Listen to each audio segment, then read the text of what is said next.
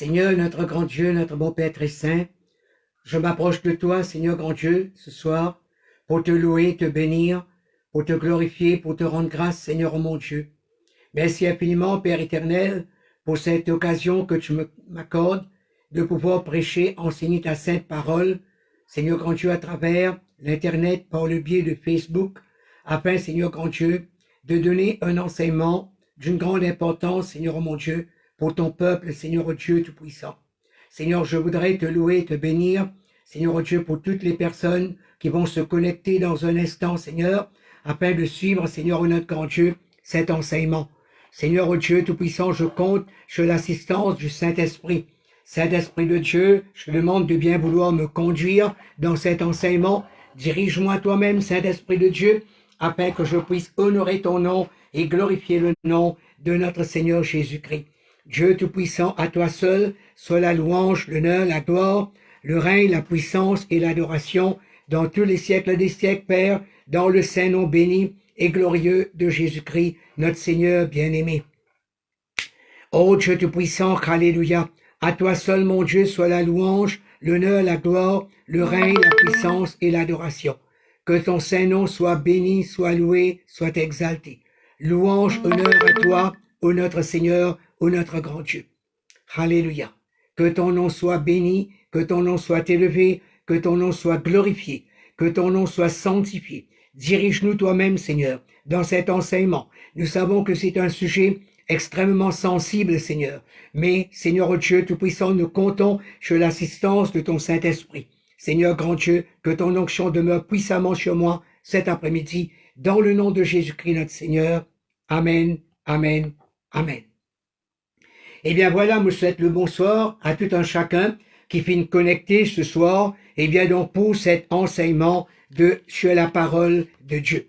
Eh bien ce soir, nous pourrons aborder un sujet d'une extrême importance, d'une extrême sensibilité également. Eh bien donc un sujet, eh bien donc qui est d'actualité aussi, en même temps, en ce moment-ci. Et ce soir, comme nous finissons annoncé, eh bien donc dans le post qui m'a filmé ce matin, eh bien donc le sujet sera Pâques et Pâques. Alors il y en a deux fois Pâques. Le premier mot Pâques c'est sans S et le second mot Pâques c'est avec un S. Pâques et Pâques. Eh bien donc tout d'abord nous allons regarder un petit peu ensemble le rationnel derrière cet enseignement. C'est-à-dire nous guetter un petit coup maintenant. Eh bien donc pour quelle raison nous pouvons faire cet enseignement. C'est-à-dire quelle base biblique nous avons, eh bien donc pour nous donner un enseignement pareil. Parce que dans tout ce qui nous fait, eh bien chers frères et sœurs, toute une personne qui peut écouter ce soir, dans tout ce qui nous fait, nous besoin base nous sur la parole de Dieu.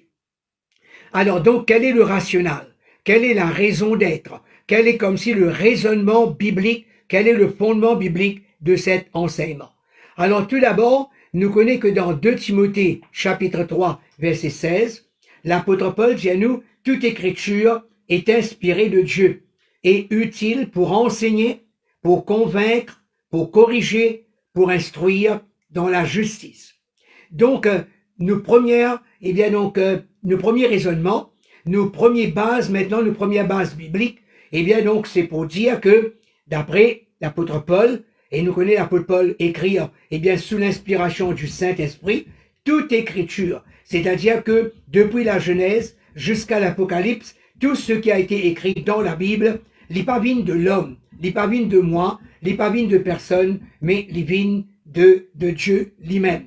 Et maintenant qu'il fait Dieu in de nous cela, eh bien parce qu'il dit à nous, les utile pour enseigner nous, tout d'abord. Et nous tous, nous avons besoin d'être enseignés, y compris moi-même. Parce que avant qu'il me vienne enseigner ce message, mon besoin d'être enseigné moi-même. L'utile pour convaincre.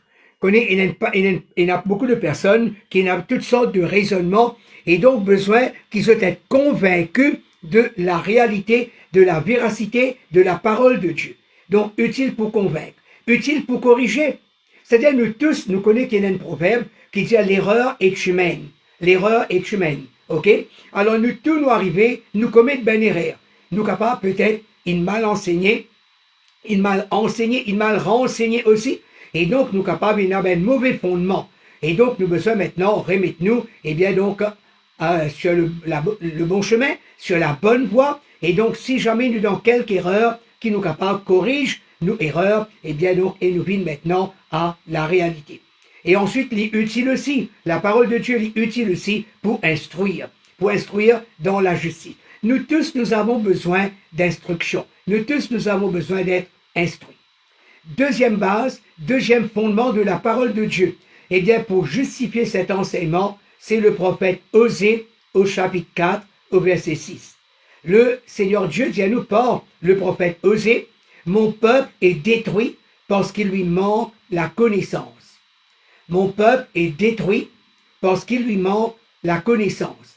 Alors donc, parfois, il y a une personne qui se tombe dans erreur, une erreur grave, une erreur de doctrine, une mauvaise croyance, une fausse croyance, et bien qui fait parce que je n'ai pas pu être enseigné. Ok?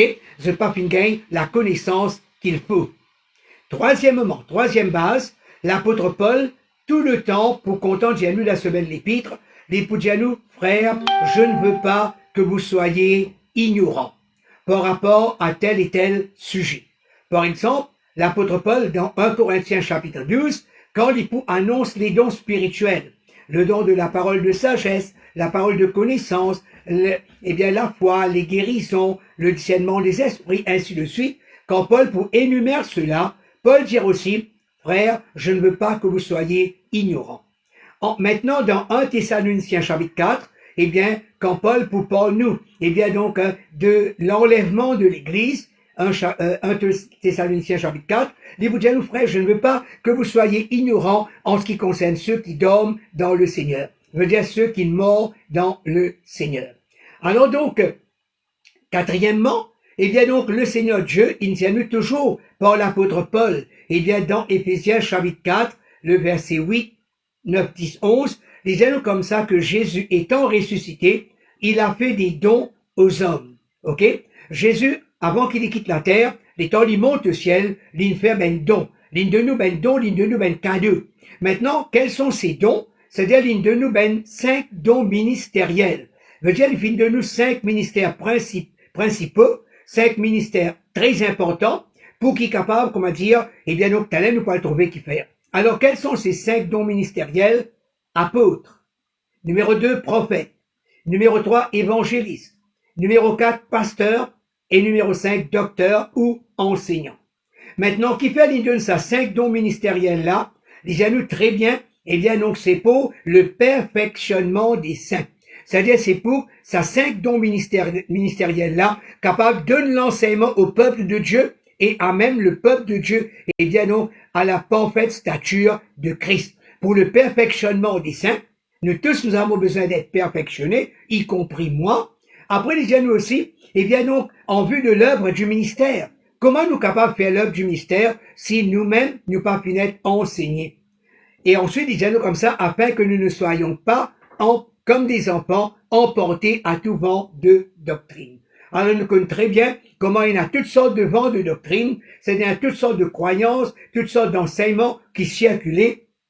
Et donc parfois les chrétiens, les enfants de Dieu, bêtement, innocemment, pareil comme une bonne enfants, nous laissons emporter et nous laissons entraîner dans toutes sortes de croyances. Alors ça c'est la base, et bien donc biblique, qui me fait établir avant qu'il me rentre dans la parole de Dieu. Ensuite maintenant, avant qu'il me fasse cet enseignement, naturellement, me fait besoin également, eh bien, à enseigner moi-même. Mon besoin à faire une recherche, mais moi pas qu'une vigne comme cela, eh bien donc pour venir dire n'importe quoi. Alors donc, me faire ben recherche, ben documentation, eh bien donc dans ben l'ouvrage, dans ben l'ouvrage, ben grand personne, ben grand enseignant, ben grand chercheur, eh bien donc ben commentateur de la Bible, etc. Et donc, mon besoin, naturellement, eh bien, donne, comment nous dire, crédit à tout ça ben source qui m'a fait consulter là. Eh bien, tout d'abord, m'a fait consulter un site qui s'appelle ABC Net Australia News.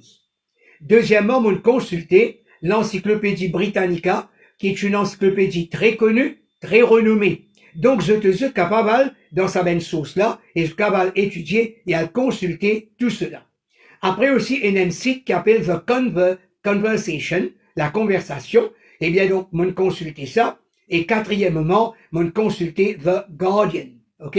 Un journal de grande importance, de grande renommée.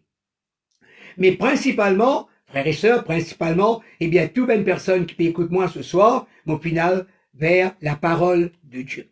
Alors donc, qui fait le parle de la Pâque, Pâque sans S et Pâque avec S. Alors, allons maintenant l'origine de la Pâque dans la Bible, dans la parole de Dieu. Alors, pour cela, nous pouvons lire dans le livre de l'Exode au chapitre 12. Maintenant, le mot Exode veut dire, eh bien, un déplacement de population. C'est-à-dire un grand nombre de personnes, eh bien, qui quittent un endroit et se émigrer et se vers un autre endroit.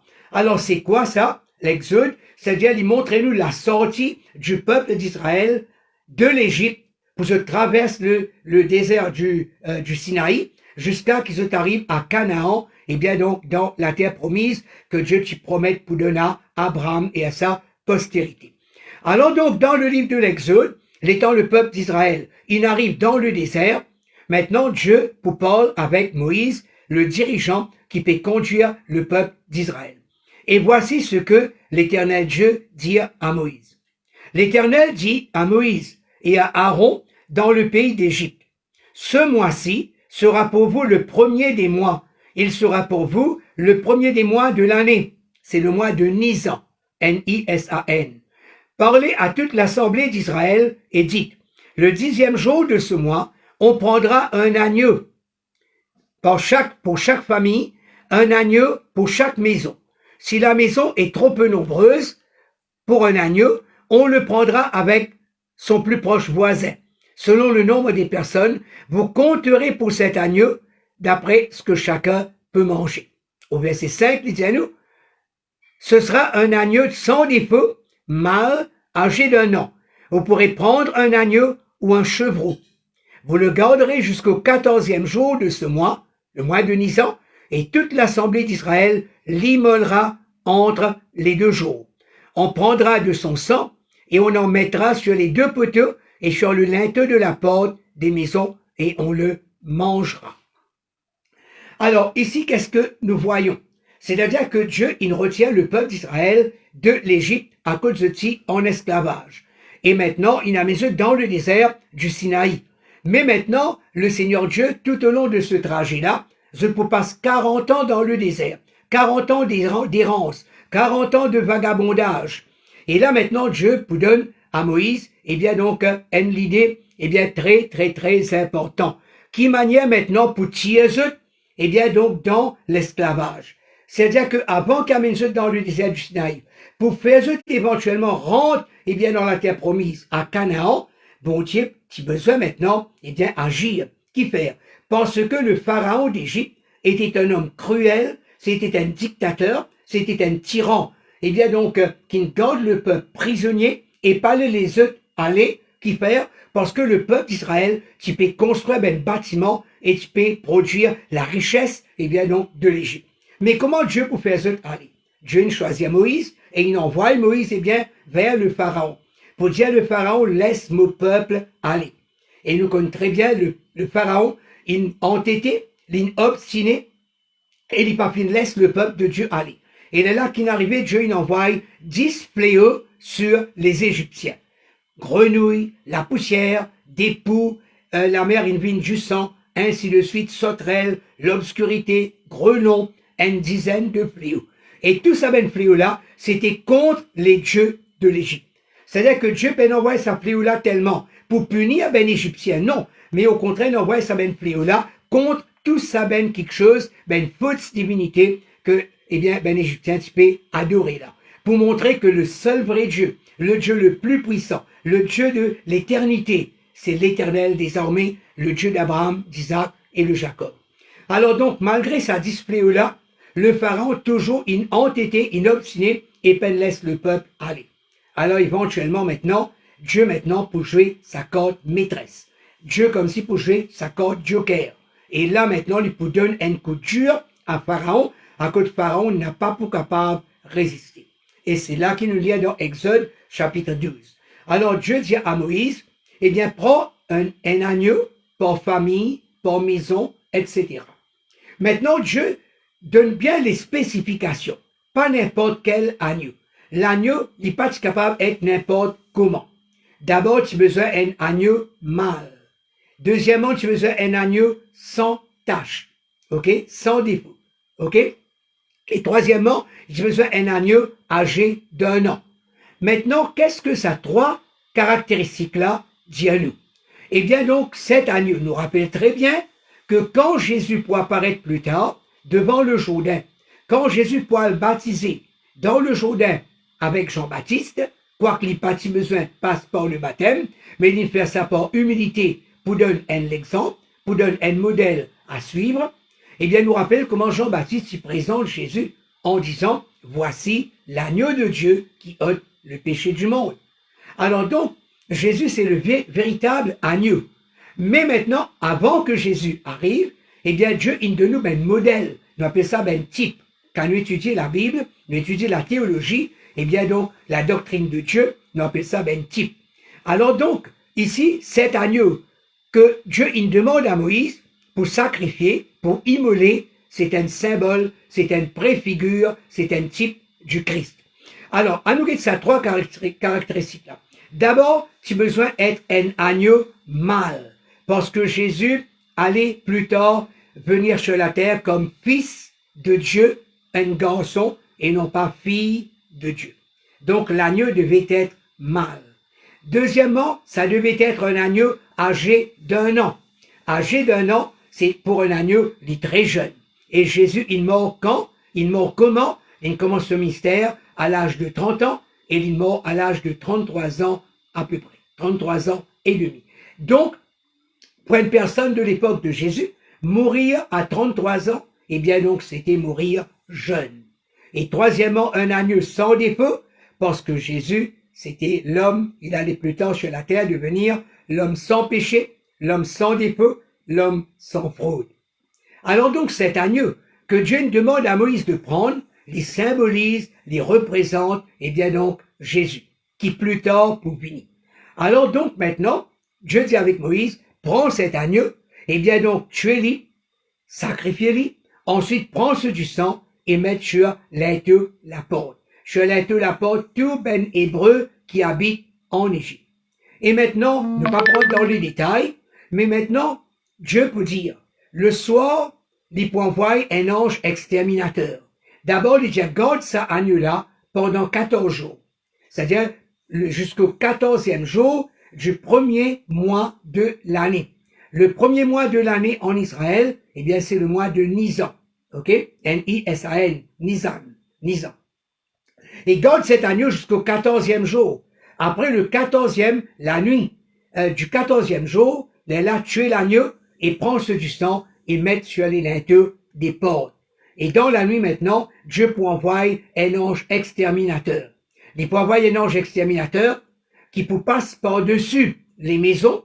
Et là maintenant, qu'il peut faire, il peut guetter côté du sang de l'agneau. Et toute une maison côté du sang, l'ange peut traverser pour aller et pas pour faire non.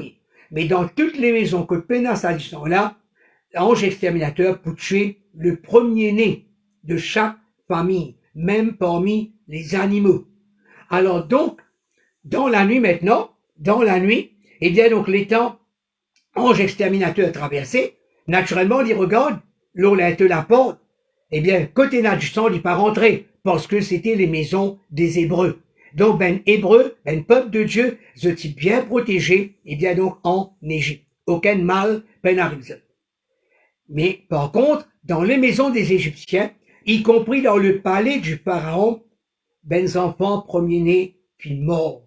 Et donc, finalement, ben cri, ben pleure, ben grincement de dents, et dans la nuit même, le pharaon, il besoin appelle Moïse et ce frère Aaron, il nous dit, prends ce peuple, quitte sa pays de l'Égypte là, allez.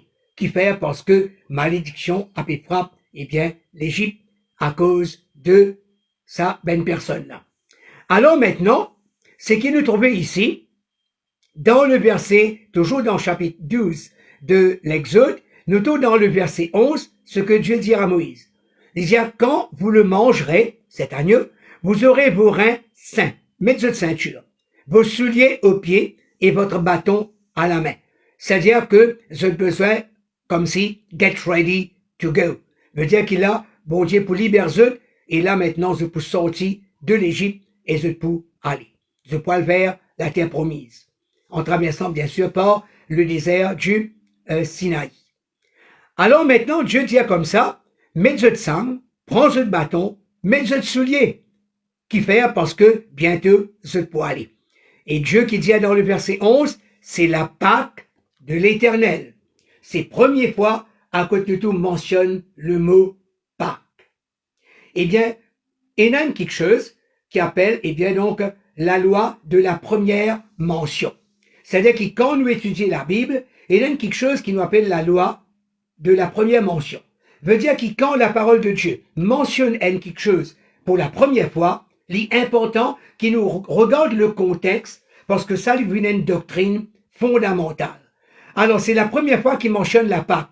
Et là qu'il nous remarqué que la Pâque vient à trait avec l'agneau sans péché, sans défaut, âgé d'un an, ok, mâle en plus, qui représente, qui symbolise, eh bien Jésus qui plus tard allait venir comme agneau de Dieu.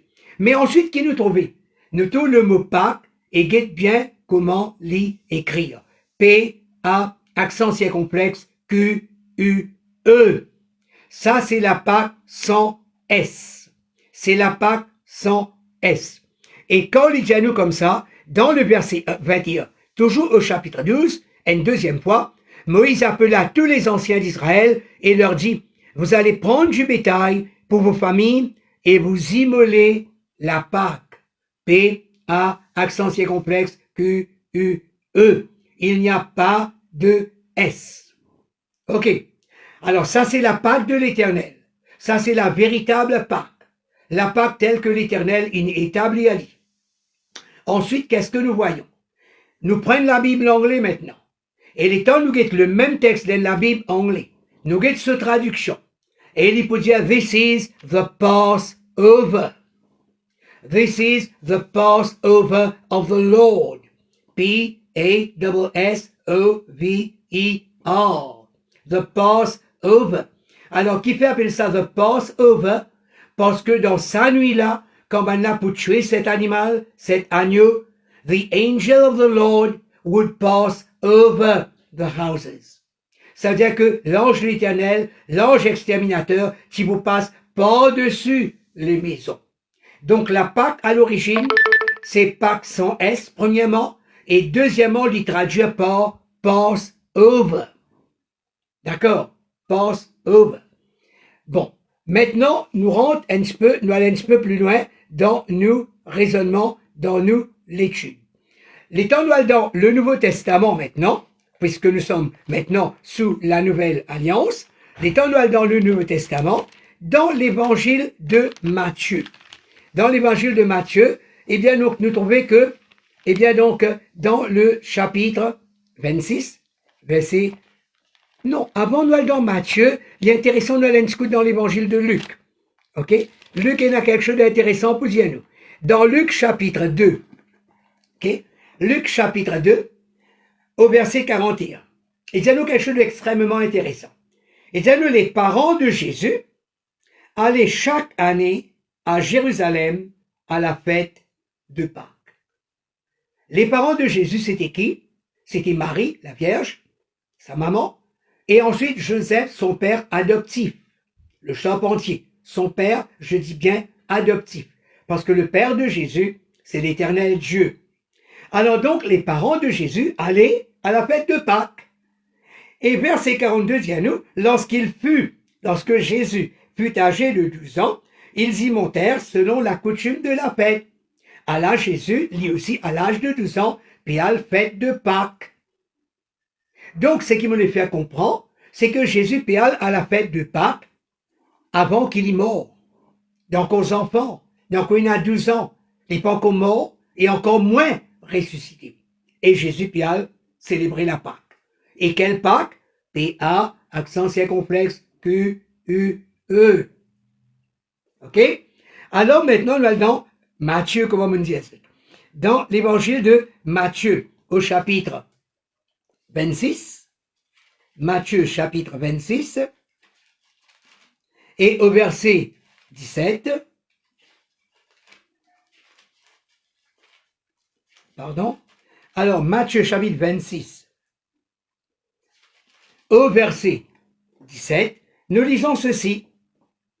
Le premier jour des pains sans levain, les disciples s'adressèrent à Jésus. Jésus prépare le mort, il prépare termine ce ministère, ce mission sur la terre. Alors donc ils s'adressèrent à Jésus pour lui dire quoi?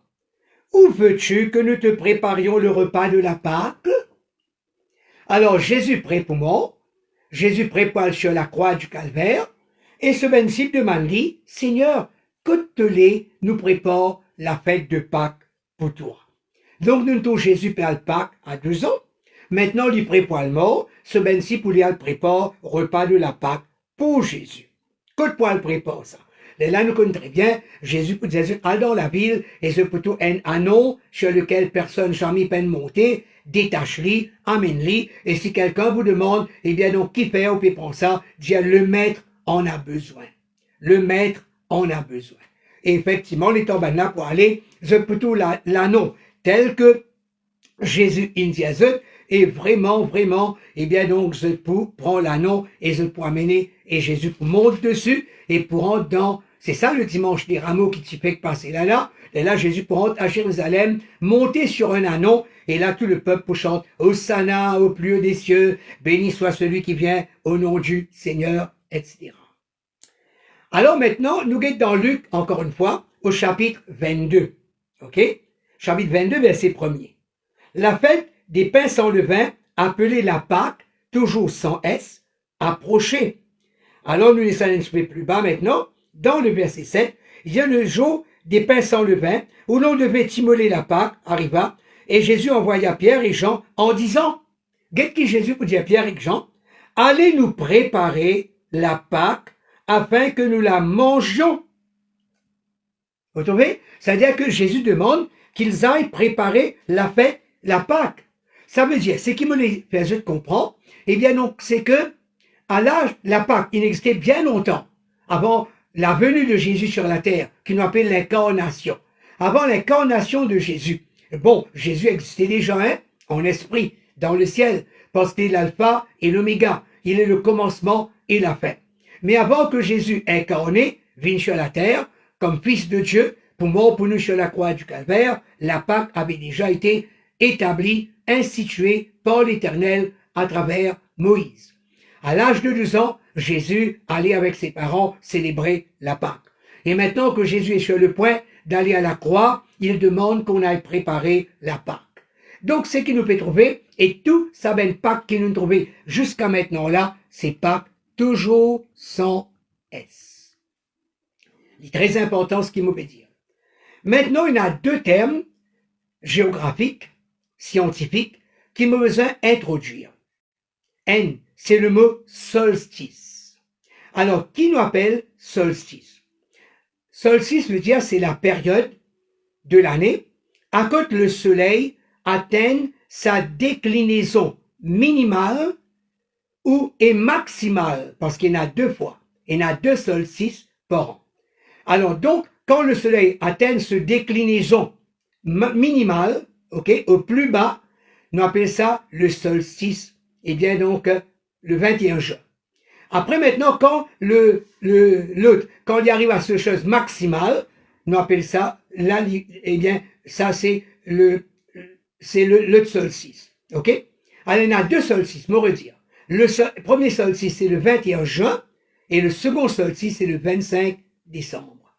Note bien, ça 2 dates là. Ça 2 dates là.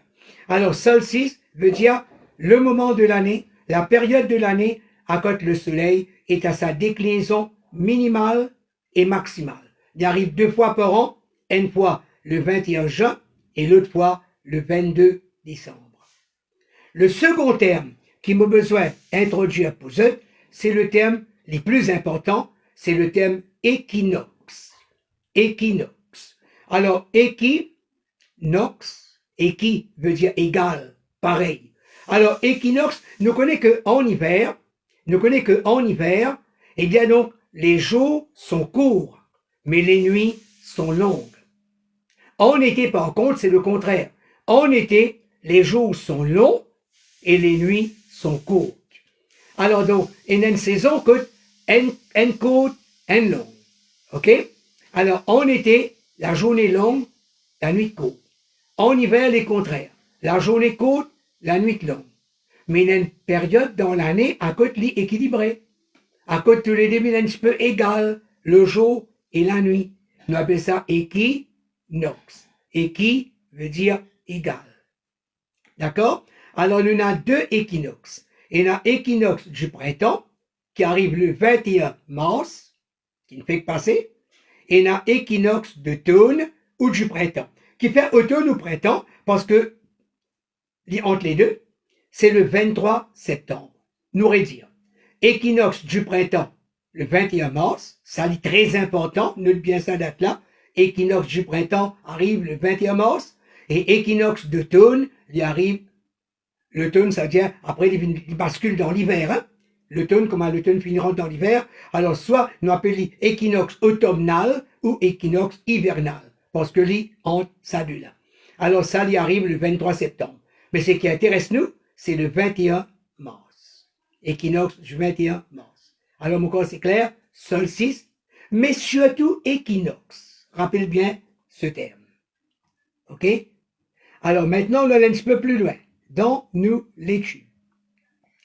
Frères et sœurs, nous connaissons très bien que dans le passé, il y a beaucoup de conciles. Je vais expliquer. C'est-à-dire que quand Jésus, eh bien, monte au ciel, Jésus, à la croix, les crucifiés, les morts, mettre-les dans le tombeau, troisième jour après, les ressuscités, les monte au ciel. OK? Mais maintenant, nous rentrons dans les actes des apôtres. Maintenant, c'est Pierre, Jean, Jacques qui prend la relève et maintenant qui fait l'œuvre du Seigneur. Alors donc, après maintenant, Pierre, Paul, Jean, Jacques, etc., ben, le premier apôtre là, je décédé, je allé. Mais quand je allé maintenant, c'est ben évêque, c'est ben pape, c'est ben homme religieux qui prend maintenant la relève. Et là maintenant, de temps en temps, je organise ben, ce qu'on appelle ben concile. Eh bien, nous, ben chrétiens, évangéliques et pentecôtistes, eh bien, du 21e siècle, nous vous disons, ben conférence, et a ben convention, eh bien, ben là, organise ben concile. Alors, donc, il y a plusieurs conciles. Mais un concile qui concerne nous, qui est très important là, c'est le concile de Nicée. Le concile de Nicée. Alors, ça, il a lieu, une grande conférence, qui a lieu, eh bien, donc, en l'an 325 de notre ère. C'est en l'an 325 après Jésus-Christ, hein? C'est-à-dire dans nous l'époque, hein? On appelle ça l'ère chrétienne, ok? En 325 de l'ère chrétienne. Et là maintenant, pendant ce concile de Nicée, eh bien, je peux prendre une décision d'une extrême importance. Et parmi sa même décision-là, eh bien, je dis que la Pâque, ok? La Pâque, besoin être impérativement célébrée le premier dimanche après la première nouvelle lune après l'équinoxe du printemps. On ne fait que trouver que l'équinoxe du printemps arrive le 21 mars. Alors, comment arrive le 21 mars? Nous appelons ça l'équinoxe du printemps. Premier nouvelle lune qui gagnait. Après, nous gagnons premier dimanche qui finit. Ce jour-là, c'est ça, le jour de la Pâque.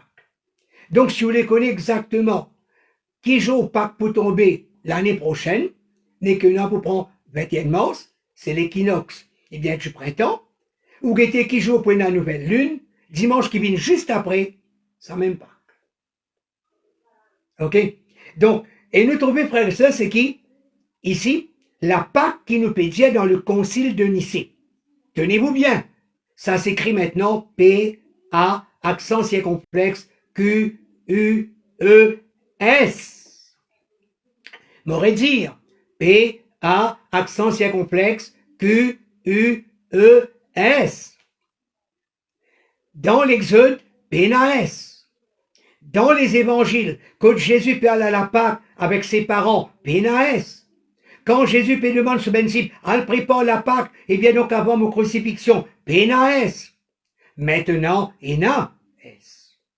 Maintenant, il y a des personnes qui peuvent dire, mes frères, ou peut faire une quantité d'histoires, eh bien, on peut faire tout un cas, eh bien, avec NS, la cause NS. Comment nous dire, eh bien, donc en anglais, you are making mountains out of molehills. Vous avez fait un petit quelque chose, vin grand. Mais laisse-moi dire une affaire. NS, l'important. Vous dire où qui fait l'important. La cause NS, au cas faire un poisson, vin poison. M'aurait dire, la cause NS, au cas faire poisson, vin poison. Prends le mot poisson, il y en a deux S, tire un S là-dedans, ou un poison. Ah, c'est au moins un S pas important. Au cas faire base, vin basse. Au cas vin case, vin casse. Ou la case, c'est un S-E. Il cas cassé, c'est un S-S-E. La cause NS. Donc, frères et sœurs, les très important, c'est qu'il nous peut dire Pâques sans S et Pâques avec S. Voilà pourquoi le titre de ce message est Pâques et Pâques. OK? Alors, donc, maintenant, nous trouvons que la Pâques, elle note quelque chose concernant la Pâques.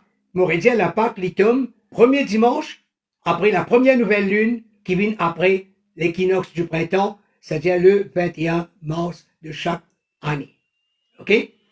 Alors, maintenant, note quelque chose que nous trouvons. Est-ce que, bon, maintenant, le monde qui dit, le monde dit la Pâques commémore la résurrection du Christ. OK? Nous pouvons trouver, et il y a beaucoup de personnes, et bien donc, ils postaient, OK, la Pâques, et se dire, Jésus finit ressuscité. Oui, c'est vrai. Jésus finit ressuscité. Gloire à Dieu. Heureusement, il est ressuscité. Maintenant, il est dans le ciel. Il est assis à la droite du Père. Il est nous avocat. Il est le seul médiateur entre le Père et nous. Alléluia. Mon content que Jésus est ressuscité. Qui fait, parce que quand il est ressuscité, il y a une prémisse de la résurrection. Cela annonce, cela préfigure notre résurrection à nous aussi qui croyons en lui. Amen. Alors donc, frères et sœurs, mais la fête de la Pâque, à nous prendre par exemple, à nous dire que une mariée, à nous dire une mariée le 20 avril. Qui date que vous célébrez ou l'anniversaire mariage? Une mariée le 20 avril. L'année prochaine, vous célébrez un an au mariage. Qui date que vous choisir? Le 20 avril. Dans 5 ans, le 20 avril. Dans 10 ans, le 20 avril. Quand vous célébrez où? 50e anniversaire de mariage, noces d'or, 20 avril. Maintenant, la Pâque, le monde dit, il célébrait, il commémore la résurrection de Jésus. Mais comment se fait-il que chaque année, date l'a changé? Pour la Noël, par exemple. OK? Là, il y a un grand enseignement pour la Noël aussi, hein? Ça va venir, en temps et lieu. Alors, pour la Noël, le monde célébrait la Noël tous les années, le soir du 24 décembre au 25. OK? Mais pour la résurrection de Jésus, qui fait, il changeait. Parce qu'il, tous les temps, il faisait un dimanche, il payait à droite lundi, puis à droite mardi, puis à droite mercredi, il besoin un dimanche. Et nous trouvons comment? Je calcule ça. Premier dimanche, après la première nouvelle lune, après le solstice du printemps. Nous trouvons ça là? Alors, c'est ça qui nous dit, la fête de Pâques est une fête mobile. Nous appelons ça mobile. Qui fait une fête mobile, ce date bouger. Il n'est pas la même date tout le temps. OK. Pourquoi ça a été bien clair jusqu'à maintenant? Le concile de Nicée. Maintenant, à nous venir, on discute avec les premiers chrétiens. Certains premiers chrétiens, ils peuvent célébrer la résurrection de Jésus le même jour que la Pâque juive. OK? C'est-à-dire que les premiers chrétiens, ils peuvent célébrer la fête de Pâques. OK? La Pâque qui nous connaît maintenant avec S. Ils peuvent célébrer ça le même jour que the Passover. OK? The Passover. C'est-à-dire que la Pâque qui tient dans Exode, que Jésus, eh bien, tu peux aller avec ce ben parent, et que Jésus, eh bien, donc, tu peux demander ce ben-ci pour le préparer la Pâque. Et ce ben premier chrétien-là, tu peux observer le jour de la Pâque comme le 14e jour du mois de Nisan. Alors tout à l'heure, me disait un petit peu plus tôt, eh bien le mois de Nissan, c'est le premier mois de l'année juive. Et il nous rappelle comment Dieu dit avec Moïse, garde ça année-là, ok, jusqu'au 14e jour du mois de Nisan. Alors, ben, premier chrétien, tu observes ça 14e jour du mois de Nisan, là. Et parce que tu peux observer le 14e jour, alors qu'il tombe en mars ou en avril, voilà pourquoi tout le temps Pâques besoin tombe soit en mars, soit en avril. Ok? Les Pâques tombent en février, les Pâques tombent en mai. Ce sera toujours en mars ou avril. Ok? Selon la première lune, la première nouvelle lune. Et alors, tu appelles ça ben chrétien là, ben premier chrétien là, tu appelles ça ben quarter decimans, ou bien ben 14 years, qui fait 14 years parce que tu peux observer 14 days. Le 14e jour, il vient donc du mois de Nisan. Mais comme on nous dit tout à l'heure, en l'an 325 de notre ère, ok? C'est là maintenant à cause l'empereur Constantin. Dans le christianisme, dans l'histoire du christianisme, l'important qui nous connaît ce personnage, ok? L'empereur Constantin Ier, appelé aussi Constantin le Grand. Alors, qui fait l'important qui nous connaît Constantin le Grand? Parce que, avant Constantin, normalement, ben l'empereur romain, tu persécute ben chrétien. Et ben chrétien, tu perds, comme un Néron, tout ça. Alors, prends ben chrétien, jette dans la poche de lion, jette dans l'arène, les œufs dévorés, tout cela. Ok? L'empereur Néron, par exemple, tu mets du feu dans la ville de Rome, et après tu blâmes ben chrétien, dis ben chrétien qui ne fait ça. Alors que Néron, dans sa folie, tu brûles la ville de Rome. Alors maintenant, l'étant Constantin le Grand fini, lui, maintenant, il dit, ok, le christianisme capable maintenant vient la religion officielle de l'Empire. C'est-à-dire que là, tout le monde, naturellement, tout le monde, tout chrétien, sorti, comme tu peux être cassé, parce qu'avant tu peux casser parce que de peur, la persécution, et tout chrétien maintenant, je viens openly, ben là, vient openly, in the open, je ne plus cassette maintenant, et ben là, je te dis, ok, puisque l'empereur est d'accord avec le christianisme. Mais ça ne fait un grand dégât, il fait un grand désordre, qui fait, parce que l'étant empereur Constantin donne, comme dire, carte blanche, et dit à tout le monde qui a vu chrétien maintenant, les hommes qui ont toute qualité du monde, ils rentrent dans le christianisme, entre guillemets, et ils viennent un bande chrétien qui pas vraiment converti. Ce peine passe par la nouvelle naissance, ce peine passe par la repentance, ce peine né de nouveau. Simplement, je t'invite chrétien, simplement de complaisance, simplement pour plaire à l'empereur et pour pas gagner persécution. Et alors voilà que lui aussi maintenant, Constantin le Grand, lui demande que la fête de Pâques, avec S maintenant, que la fête de Pâques avec S, eh bien, soit célébrée, pareil, le premier dimanche après la première nouvelle lune de l'équinoxe du printemps. D'accord? Alors, donc, garde ça bien en tête, ce nom Constantin le Grand. Et quand on lit les 7 lettres de l'Apocalypse, l'homme qui nous a trouvé, tout ça, une erreur de doctrine qui rentre dans l'église. Là, l'église, par exemple, eh bien, donc, comment s'appelle? Eh bien, nous, tout ça, cette église-là, eh bien, donc, Smyrne, Laodicée, Philadelphie, Sardes, etc., etc. Tout ça, ben l'église-là, il contaminé après par toutes sortes de doctrines qui rentraient, toutes sortes de faux enseignements, toutes sortes d'erreurs qui faire. Parce que l'empereur Constantin, il donne carte blanche, et bien donc à tous les chrétiens, à tout le monde capable de convertir et vin chrétien, ben un vin chrétien entre guillemets, mais pas de vrais chrétiens qui naît de nouveau, qui ne passe pas la nouvelle naissance, qui ne repentit, ainsi de suite. Alors ce qui ne vient simplement chrétien de nom, on appelle ça ben chrétien nomineux, ben chrétien de nom seulement, juste par complaisance, juste comme si pour plaire à l'empereur. Alors donc c'est ça même qui amène tout ça ben dégâts qu'il y a dans les 7 églises, et bien donc l'église d'Éphèse, Smyrne, Sardes, Thyatire, Philadelphie, Laodicée, ainsi de suite. Tout ça ben fausse doctrine là, la même qui fit de rentrer. Jusqu'à ce que l'église rentre dans une période qu'appelle l'âge d'obscurantisme, l'âge sombre, the Dark Ages. Jusqu'à que plus tard, maintenant dans les années 1500, au XVIe siècle, jusqu'à ce que Dieu, ça c'était un autre débat, un autre message, jusqu'à ce que Dieu puisse choisir pour servir un homme qui s'appelle Martin Luther. Pas Martin Luther King, hein? Martin Luther. Martin Luther King et Martin Luther, c'est deux personnes différentes, deux nationalités différentes, deux périodes différentes. OK? Martin Luther King, d'abord, c'est un Américain noir des années 1960 qui combat contre discrimination raciale en Amérique. Et bien, Nachi, tu es dit éventuellement.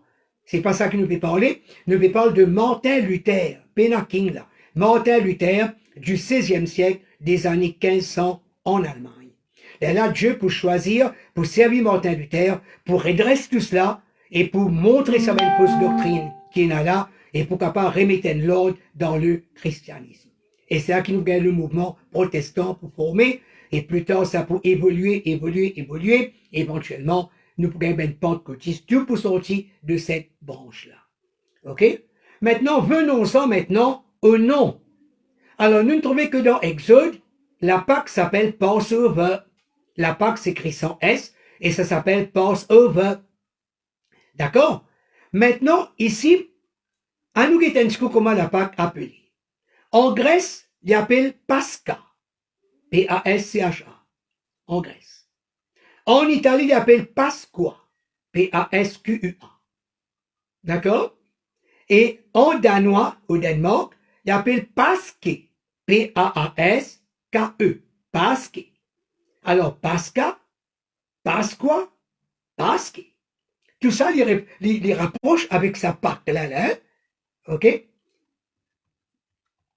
Alors, donc, nous trouvons que la Pâque, il porte plusieurs noms selon le pays à côté les célébrer. OK? Chaque pays a ce propre nom qui lui donne.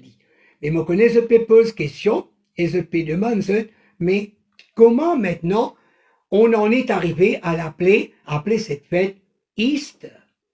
Alors maintenant, nous connaissons, c'est Happy Easter. OK? Alors donc maintenant, quand nous avons le code de suite, ou même l'internet, nous plutôt Easter. Nous pas plutôt Passover, nous plutôt Easter. Frère, je vais faire une petite parenthèse ici. Qui fait, je peux donner cet enseignement aujourd'hui, ce soir, spécialement. Ce qu'on est, avant qu'il m'en vienne là pour donner cet enseignement, ce qu'on est combien de problèmes m'ont gagné là, ça même qu'il m'en vienne avec un petit peu de retard, parce qu'il y a un problème technique. Le malin, pas fin oulé, que cet enseignement soit donné. C'est plutôt ça. Mais malgré cela, frères et sœurs, mon prier, et le Seigneur, il me permet que malgré ben bouleversement, malgré ben obstacle, malgré ben problème, ben épreuve, eh bien, techniquement, d'autres techniques, principalement, vous les dites là. OK? iPad pas changé. Mais iPad, l'eau change, il pas changé. C'est une couleur que vous êtes débrouillé, guetter comment pour avancer, comment pour faire une note, vine l'appareil, l'autre, et moi, je ne suis pas un homme tellement technique. D'accord?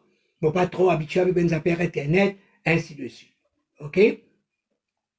Alors donc, qui fait m'opérer cet enseignement? Ai-je demandé tout à l'heure?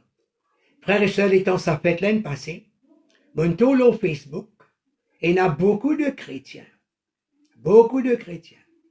y compris des pasteurs, je redis, OK? Qui par ignorance, moi pas blâme eux, hein? Moi pas accuse, moi pas juge. Comme on nous dit dans l'introduction, vous pensant enseigne ça, parce qu'il l'apôtre Paul, il dit, frère, je ne veux pas que vous soyez ignorants.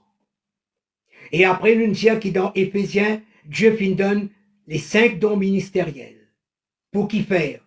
Pour le perfectionnement des saints en vue de l'œuvre du ministère. Afin que nous ne soyons plus emportés à tout vent de doctrine. Vous connaissez un sujet délicat, un sujet sensible, un sujet qui capte pour froisser certaines personnes. Mais froisser, pas froisser, c'est la vérité. Et moi, donne tout ben source qui m'ont consulté, et je vous laisse libre d'aller consulter vous aussi, des encyclopédies, faites des recherches vous aussi, et vous arriverez à la même conclusion que moi. Alors, mon film même tout ben pasteur, postez, tout à l'heure, mon vous disais de quoi? On pas blâme eux, on pas accuse eux, on pas juge eux. Mais eux, dans l'ignorance peut-être. Allah qui perd cet enseignement est donné ce soir. Alors maintenant, venons-en au nom East, qui s'écrit I-A-S-T-I-R, qui fait mon peuple. Écoute bien ce son phonétiquement. East, écoutez bien le son. En allemand, il y a un mot Osten. On ne connaît pas comment on prononce bien. Il écrit O-S-T-E-R-N. Osten, Osten. Maintenant, ce mot Osten là, il dérive du mot Eostre. E-O-S-T-R-E. Maintenant, Eostre, nous sommes capables d'écrire aussi Eostrai, qui fait mon pays parce que c'est un mot étranger, allemand. Je ne suis pas allemand, je ne parle pas allemand, d'accord? Eh bien donc, c'est à cause de ça mon pays parce qu'il peut-être mon pays mal prononcer et ce cas neutre et ce cas était comment je les prononce. Alors, moi dire en allemand, il y a un mot Ostern, O-S-T-E-R-N. Eh bien donc, il y a un mot Eostre, E capital O-S-T-R-E ou E-O-S-T-R-A-E. Maintenant, ce cas de qui était sa Ostern, Eostrai, qui était sa frère? Vous pouvez où? C'est une déesse. C'est une divinité femelle. C'est une déesse anglo-saxonne. Et déesse de quoi? Déesse du printemps. Ne fait cause équinoxe du printemps. Alors donc, cette déesse Osten, Eostre, Eostrae, guettez comment vous les prononcez?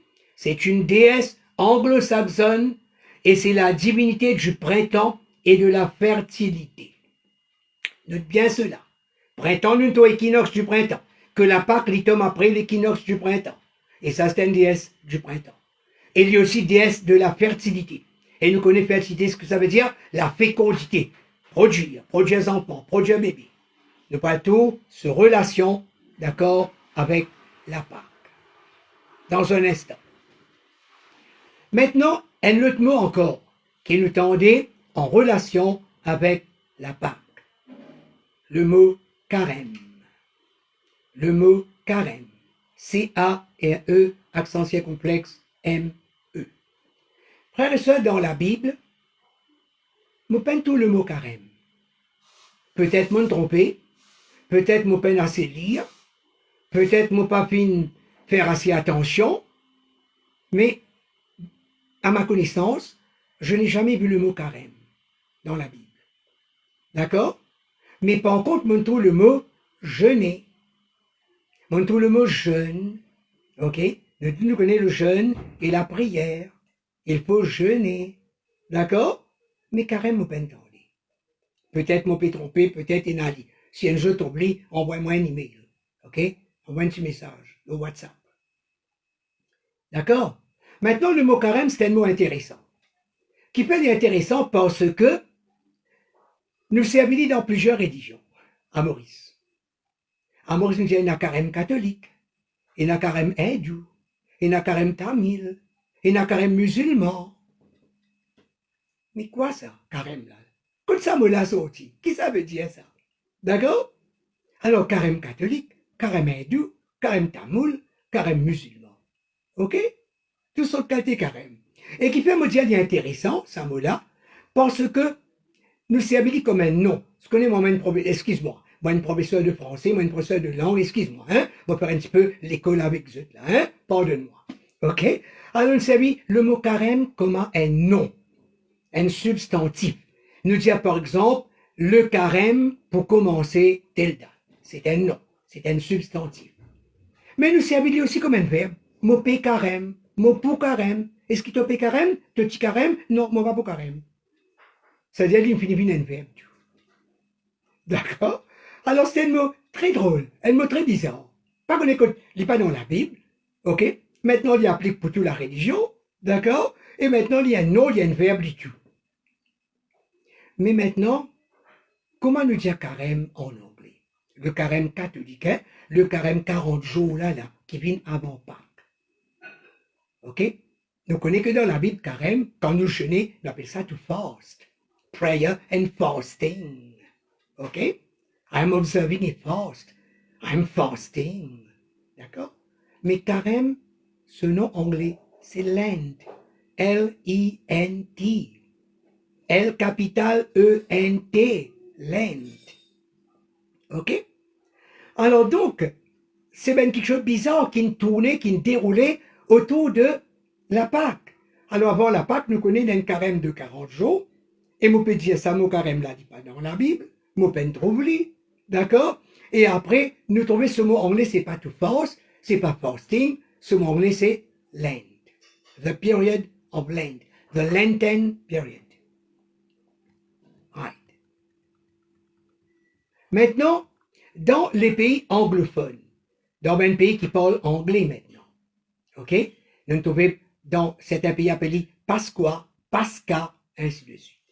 Dans les pays anglophones maintenant, allons donc, je prends le mot Ostern, le mot allemand que nous trouvons tout à l'heure, le mot Ostern, le mot Eostre, aussi bien que le mot Eostrae, sa déesse anglo-saxonne, qui est une déesse de fertilité là, je prends ça, et c'est ça qui nous rapproche doucement, doucement avec le mot Easter. Mais nous parlons quelque chose dans un instant de plus important, de plus grave concernant Easter. Ok? Attendons voir. Quand ce mot Easter là sorti. Maintenant, nous connaissons que dans la Pâque, il y a aussi une histoire des œufs de Pâques. Ben œufs de Pâques. Maintenant, quand ça sorti, les œufs de Pâques. D'accord?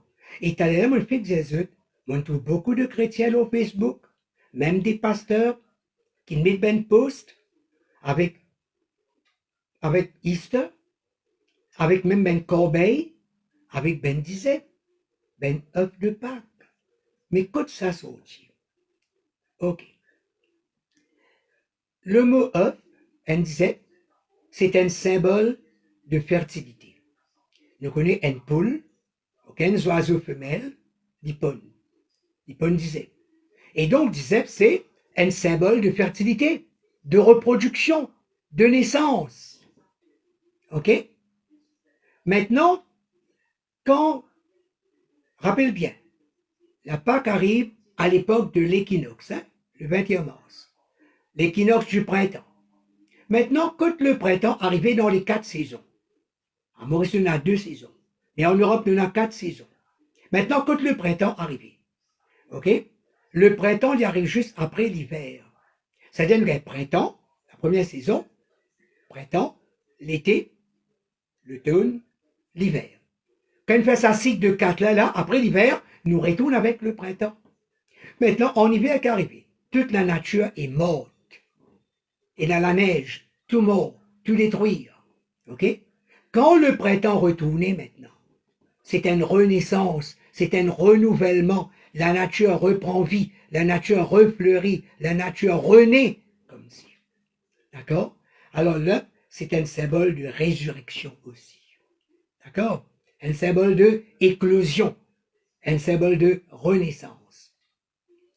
Au Moyen-Âge, Middle Ages, là, Benjamin commence maintenant décor ben disait. Get-nous sa tradition là, que sorti, ben elle commence décor ben disait. Et je mange ça, je tiens ça comme une friandise à l'occasion de Pâques. Quelle tradition là que de commencer. Et que ça finit jusque de nos jours. Alors donc, avec les œufs de Pâques, il y a le petit encore qui est associé à la fête de Pâques. Il y a un lapin. Ce que ce lapin-là qu'on appelé Bunny. Bunny. Alors maintenant, qui Bunny est là pour faire avec la Pâque? Qui lapin est là pour faire avec la Pâque? Le lapin de Pâques. Nous pouvons trouver dans Exode, il parle nous d'agneau, agneau mâle, âgé d'1 an, sans défaut. Mais qui lapin vient faire? Le lapin et le lièvre. Nous connaissons, ce sont 2 animaux très prolifiques. Qui ça veut dire? C'est des animaux qui reproduisent beaucoup, se gagnent beaucoup, beaucoup petits. Et donc, c'est un bon symbole de fertilité. Donc, nous trouvons, disait, symbole de fertilité, lapin, lièvre, symbole de fertilité. D'accord? Maintenant, quand est-ce que, pour la première fois, il a associé lapin avec la fête de Pâques? La première association du lapin avec la fête de Pâques, eh bien, c'est arrivé en 1772. En 1772, eh bien, donc, il y a un professeur de médecine allemand, qui s'appelle George Frank von Frankenau. Okay? Un nom compliqué, George Frank von Frankenau. Alors, ça, monsieur-là, ça grand docteur-là, qui écrit un livre en 1772. Et dans ce livre-là, il raconte une petite histoire, une petite légende, une petite fable, une petite histoire folklorique pour dire que, eh bien donc, il y a une personne qui te promène, disait, une couleur ça, ok, il met une couleur là, après une cachette un petit peu partout, après faire des enfants jouer, aller, à le rôder, à le ramasse, ça ben disait là. Et donc maintenant, les œufs de Pâques, ok, les œufs de Pâques avec le lapin, ça remonte au XVIIIe siècle. Qui fait le XVIIIe siècle? Parce que ça livre là, qui paraît en 1772, qui fait partie du XVIIIe siècle. Alors, get que le lapin Bunny sorti, t'allais nous parler de quelque chose encore sur Bunny, le lapin, et get que disait Pâques sorti. Maintenant, au XIXe siècle, le monde commence à développer dans le domaine du commerce. Alors la commercialisation, surtout en Amérique, commence à développer. OK? Alors là maintenant, là commence à commercialiser ben carte de suie. Au 19e siècle. Et il y a une grande compagnie en Angleterre qui s'appelle Hallmark. Maintenant, de nos jours, nous pas trop beaucoup ben carte de Pâques. OK? Dans certains vieux magasins, encore il y en a, mais les gens pas utilisent ça tellement. Mais je me rappelle que dans mon adolescence, il y en a ben beaucoup de cartes de Pâques, et à l'occasion de Pâques, nous écrivons ben cartes, nous envoyons ben camarades. OK? Nous souhaitons joyeuses Pâques, etc. OK?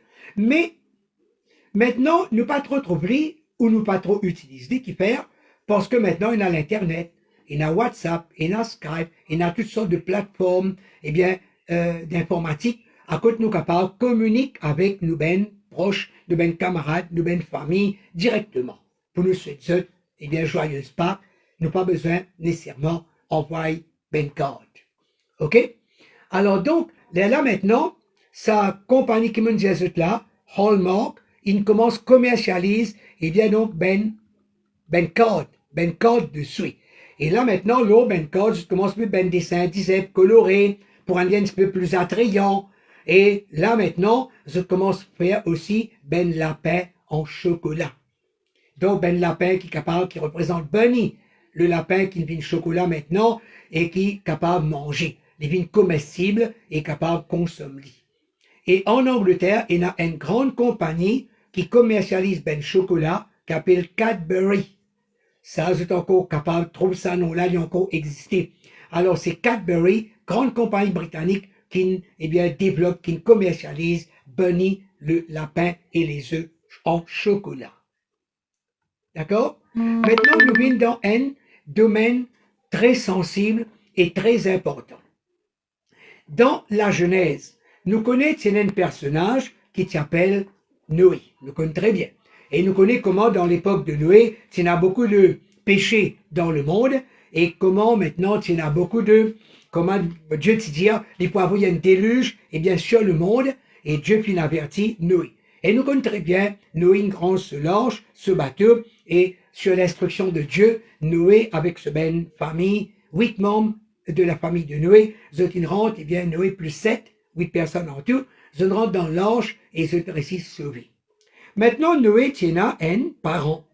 Noé tient un parent, un petit-fils. OK? Noé tient un petit-fils qui s'appelle Nimrod. Alors, pourquoi nous connaissons Nimrod? OK? Il parle nous de ça dans la Genèse. Nimrod, c'était le petit-fils de Noé. Et Nimrod, c'était lui, le roi qui était puissant. C'est lui qui était bâtir, eh bien donc, la cité de Babel, qui vient de Babylone, hein? Nous connaissons Babylone. Dans l'Apocalypse, tout ça, il parle de Babylone la Grande, eh bien, c'est Nimrod qui dit construire, eh bien, donc, cette cité. Et pas seulement la cité de Babel, qui s'appelle Babel, après une ville de Babylone, mais il construit aussi la cité de Ninive. Ok? Là-bas même que Dieu t'y envoie Jonas, eh bien, pour aller prêcher, il nous rappelle comment Jonas s'y sauvait, jusqu'à qu'un poisson t'y avali et t'y le crache l'eau, eh bien, donc, sur les rives de Ninive. Alors, c'est Nimrod qui construit ça.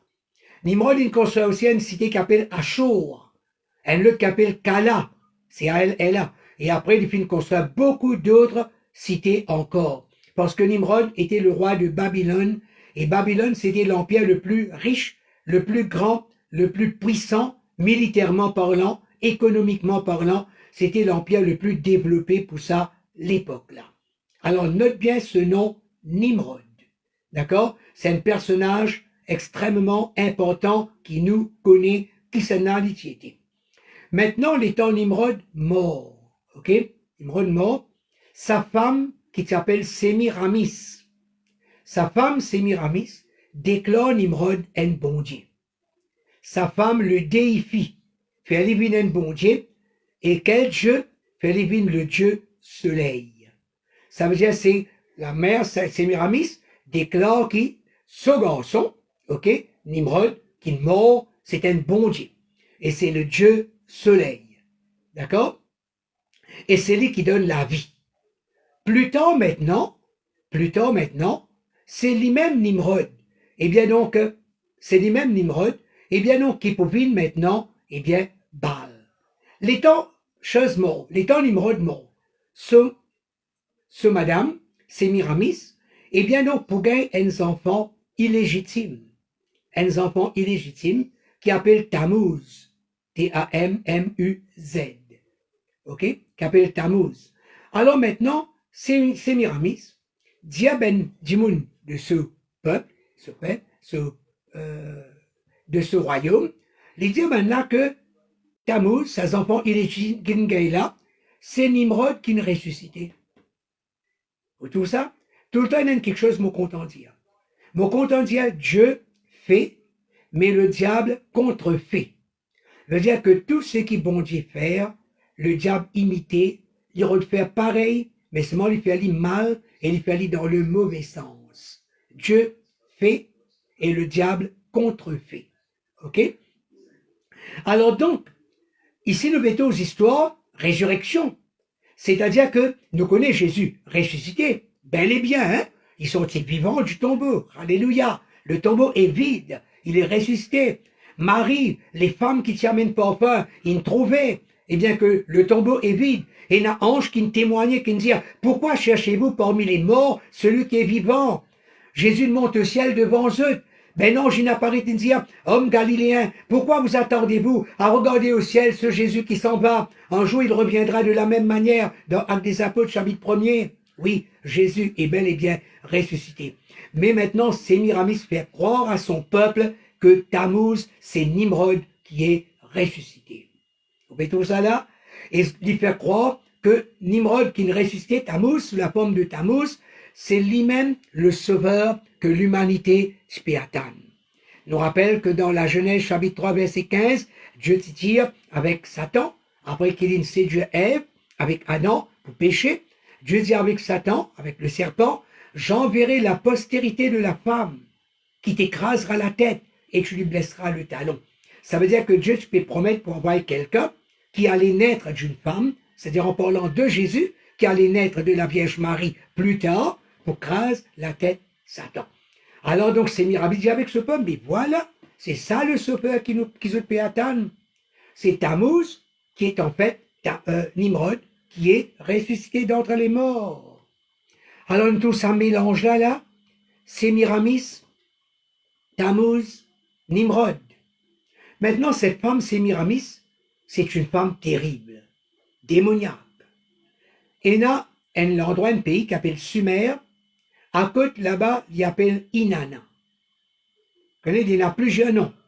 D'après le peuple, que ben adoré, d'accord, que ben croit dans cette religion, cette fausse religion de Sémiramis, d'accord? Quelle religion?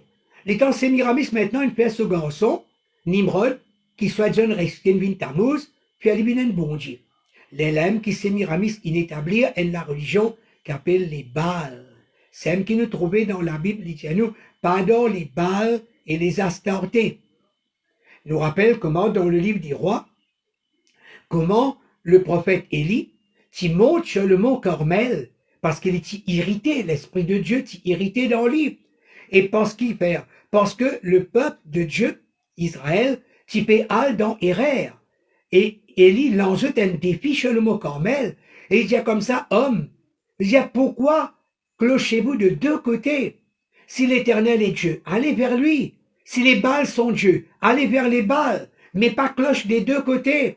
Elle n'est plus avec l'Éternel, elle n'est plus avec les Baals. Et il nous rappelle comment Élie lance un défi et le feu tombe du ciel, descend du ciel pour consumer l'Holocauste. Alors que ben faux prophètes de Baal, ils étaient 850.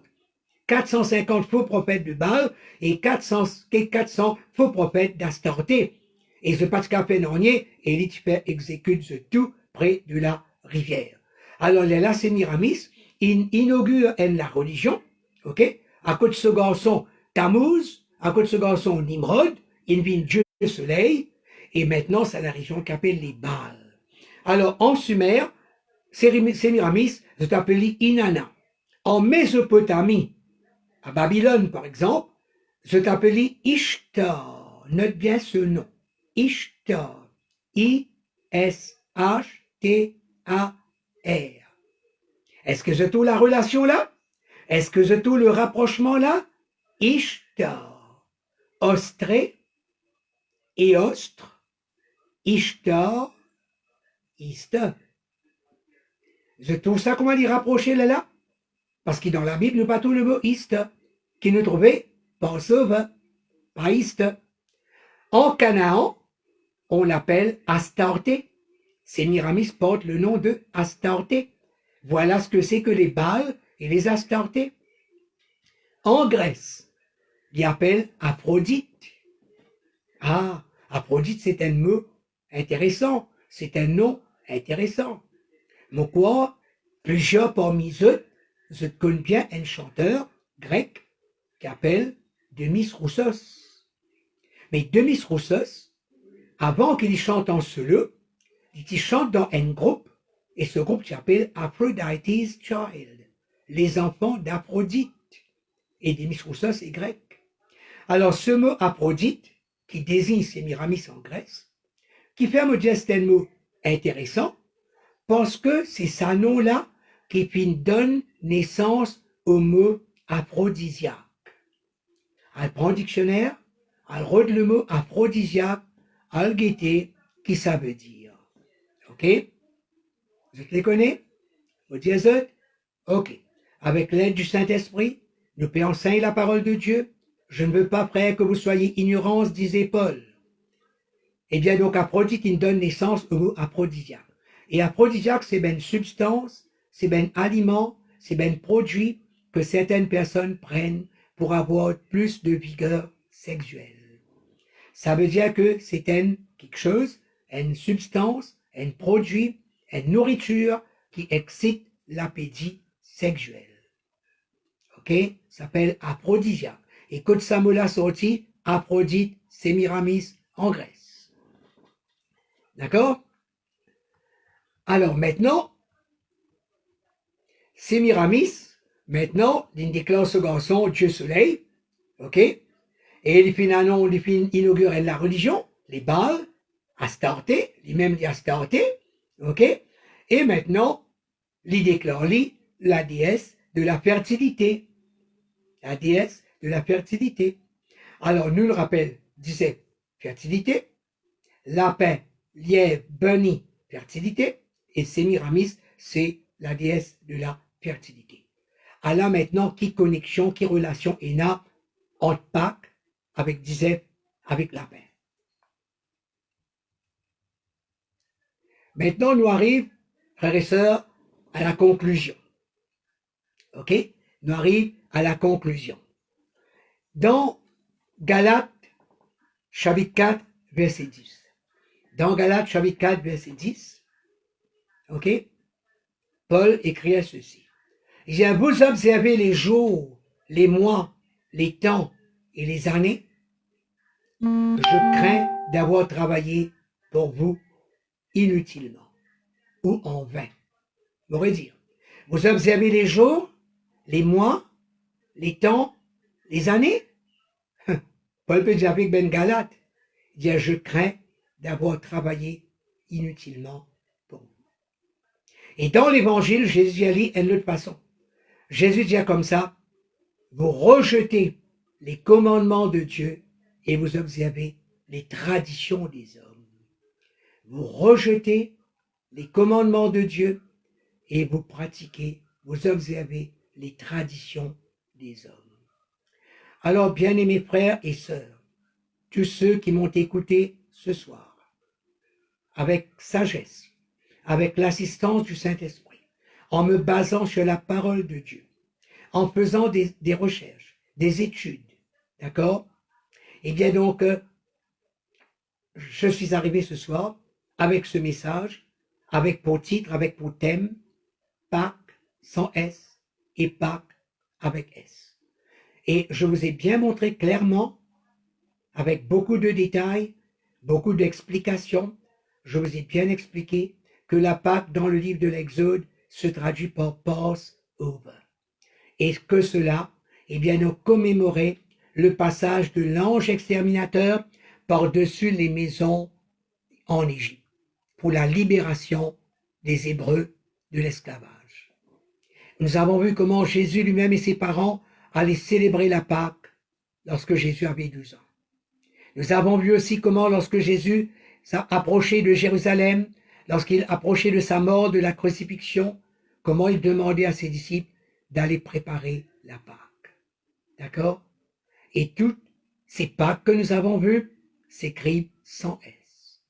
Et maintenant, nous sommes à une époque où le mot Pâques a pris un S. Et je vous ai montré que ce S fait toute la différence.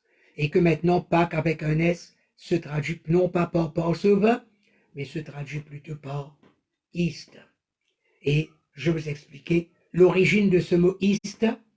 C'est un mot qui se rapproche de Ishtar, Sémiramis, cette fausse divinité, cette divinité païenne, cette déesse de la fertilité. Et je vous ai aussi expliqué l'origine, la relation, le rapport qu'il y a entre la Pâque et les œufs de Pâques, la Pâque et le lapin béni. Maintenant, la balle est dans votre camp. Je ne vous impose rien, j'ai simplement enseigné la parole de Dieu, je vous ai simplement apporté la lumière et bien de la parole de Dieu. À vous maintenant de prendre votre décision. À vous maintenant de voir quoi faire de la Pâque. Et donc, on va me dire au commencement, dommage, il y a beaucoup de chrétiens, beaucoup de pasteurs même, qui par connaissance, par manque de connaissance du moins, par ignorance, et bien ce final tombent là-dedans. Peut-être depuis célébrer la Pâque, peut-être depuis mettre des œufs de Pâque, des lapins de Pâque, sans qu'ils se connaissent, sans qu'ils se comprennent. Mais cependant, frères et sœurs, ne pas nier que le Seigneur Jésus est mort, qu'il est ressuscité, qu'il est sorti vivant du tombeau. Amen. Ça, c'est une vérité indéniable. D'accord? Mais ce qui me nous le dit ce soir, c'est regarder combien de fausses croyances, combien de traditions humaines, païennes même, ils font le chemin et puis ils rentrent dans une fête qui supposément devait être une fête religieuse. Toutes ces traditions, ce sont les hommes qui les ont inventées, qui les ont ajoutées. Donc, qui nous capable maintenant retient, sépare le bon grain de l'ivraie. Nous rappelle comment Jésus explique nous, eh bien, la parabole du bon grain et le livret. Le livret, c'est le mauvais grain, qui nous capable maintenant sépare la vérité du mensonge. Nous rejette le mensonge, nous rejette les traditions des hommes, et nous accepter le commandement de Dieu. Nous garde le bon grain.